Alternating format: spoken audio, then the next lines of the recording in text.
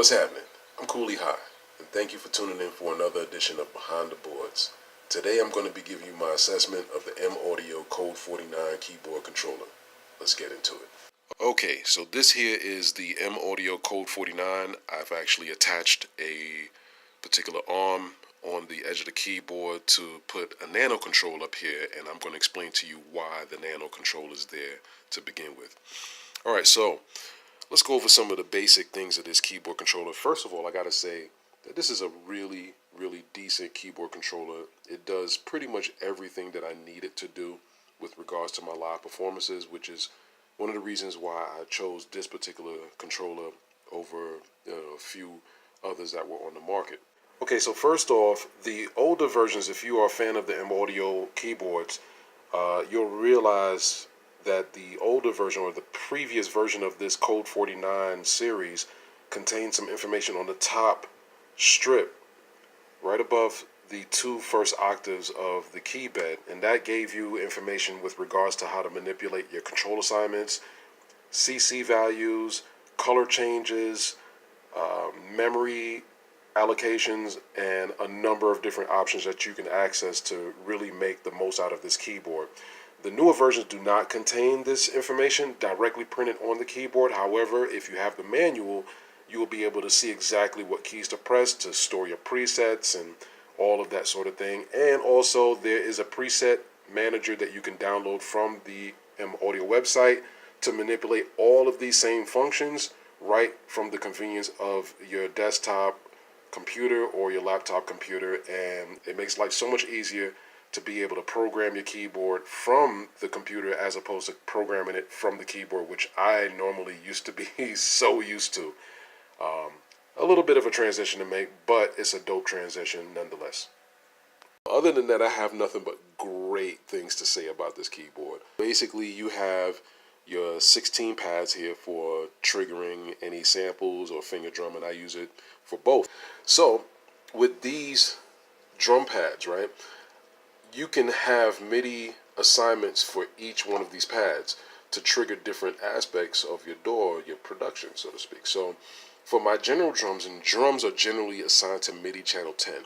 I have all of these assigned to MIDI channel 10, which basically is pretty much all you need. You only really need 8 pads to really do some, decent drumming, especially if you're doing it on the live situation. These pads right here are like risers, so to speak.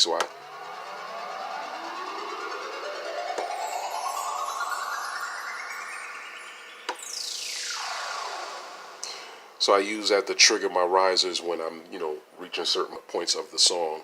Of course, you have your pitch and your mod wheels at the top. Now, that took a little bit of getting used to because I'm normally used to the pitch and mods right next to the keys. However, it's a minor thing to get used to once you get into the flow of the operation of this keyboard. Of course, you have your typical play transports here. You have other values you can actually change, which is the pad octaves, which you can change the pad octaves here. This is useful in programs like Ableton, where you have different banks of pads, and you can actually manipulate that here. You can also change your keyboard octaves right here as well.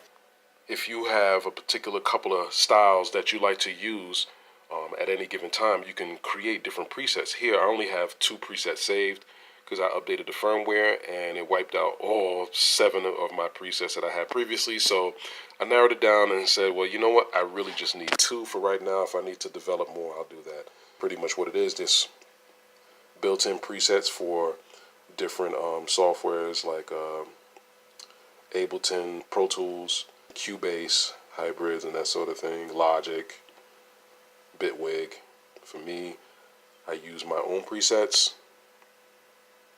I can change the colors of all of my pads and that sort of thing, so it's pretty cool using it like that. Over here you have your buttons. Basically, you can use these to control your DAW, as far as, CC values or, just assigning or MIDI mapping certain triggers or things to happen, so to speak, when you hit these buttons. Now, another cool feature with this is this button right here will allow you to change the type of button that this is. So say, for example, in Ableton, I use this particular keyboard to toggle the track settings as far as record, solo, mute, and that sort of thing. I can hit this button one time, and now you saw that word up here. Let me get back to it. That's Mackie Huey settings. So basically now it's in the mode of triggering the track, which this particular aspect is right here. If I hit the shift key and press this button at the same time, now they all turn red and it's engaged for record. So now if I hit this, it's going to engage the record button on the software that you use. And in this case, I'm using Ableton. So you'll see the actual record button light up on that particular channel. And if I want to go down a few more channels, I can hit the left and right buttons basically to go down the particular tracks if I want to get past 8. Hit shift again and that same button. Now you're toggling the solo buttons on your DAW, and now the mute buttons, and back to track. Now you can hit the shift button and toggle individual buttons to do certain things. Like say for example, I just want to use track 5 to just mute, right? So now basically every time I hit that button, it's going to engage the mute button on your DAW, and then go back to where it's at basically. And you can change all of that. Now this is another feature that's actually pretty interesting. I don't use it per se, but it might be useful for studio producers as well. But basically there's an HID setting, and what that allows you to do is access shortcuts on your file menu, on the top nav menu. So you have file, edit, view, options, window, that sort of thing. You can actually assign these to those particular values. So say for example you want to do a quick save, you can actually program this button to save. So basically you're working on a track, boom, boom, boom, boom, boom, let me save it, boom, get back to work on the track. So really cool stuff right there. Of course you have your faders. You can assign your faders to whatever CC value you have on your DAW. You can also use it to manipulate your track volume. So once you hit that button right here in the top, this changes the settings from CC values or MIDI, just regular MIDI transfer, to Mackie Huey. There it is. Over here you have 8 rotary encoders. These are real cool for assigning to like filtering, frequency changes, and that sort of thing. You can do some really wild stuff with these encoders if you remember where you're assigning them to. If you have a particular synthesizer that you like to use and you know where your settings are, you master it, and you can make the best out of it. This also allows you to go to Mackie Huey settings. This will automatically assign to like the send, panning, and that sort of thing, depending on what track you're actually synced up to. Send return settings and stuff like that. So it's useful stuff.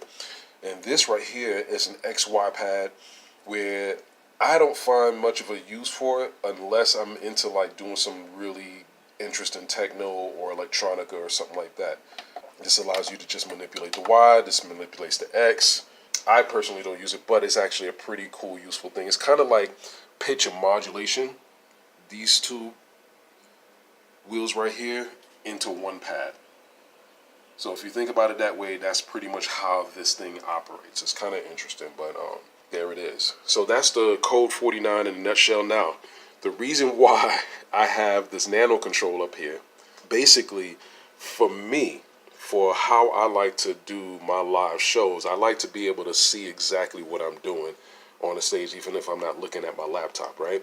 So here's the problem that I have with this keyboard. This is the one drawback, and it was a workaround to get around it, but it works perfectly fine for the way I use it and for what I do.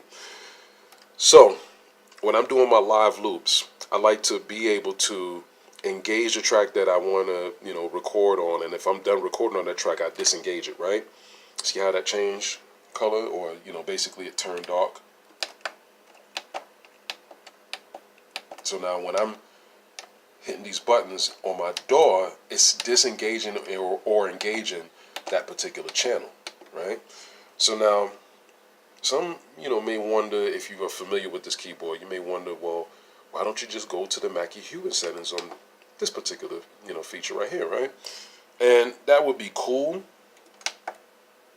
and everything. That would be very cool. But say, for example, I would like to record live loop on just the drum track, which I usually have on channel 1, and the track on channel 2, which is my bass. And I typically like to set it up that way for my live loops. It's easier for me to track and follow what I'm doing when I'm not looking at the computer. See right here,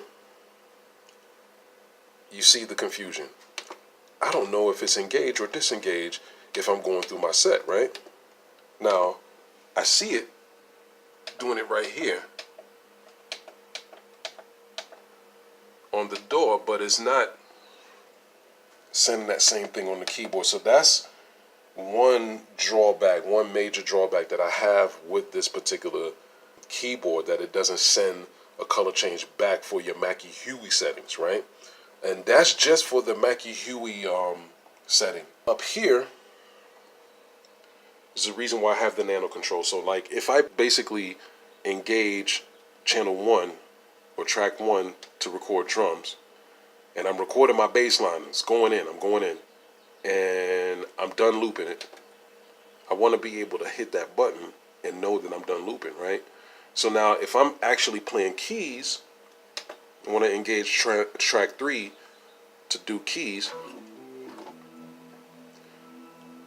I don't want to be looping it and then all of a sudden I don't know, all right, is it still engaged to loop? And then I play something else and fucks up the loop altogether. So basically, that's the reason why I have the nano control there.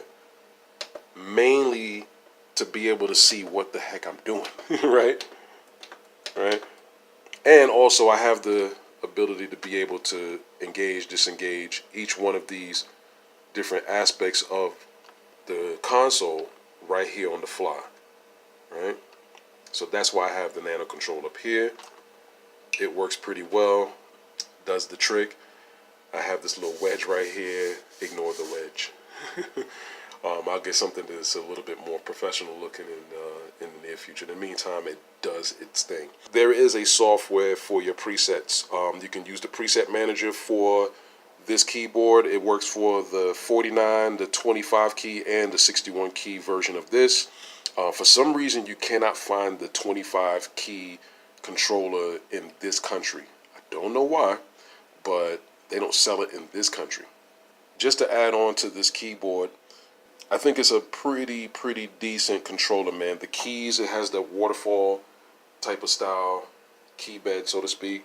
The action on them feels really good.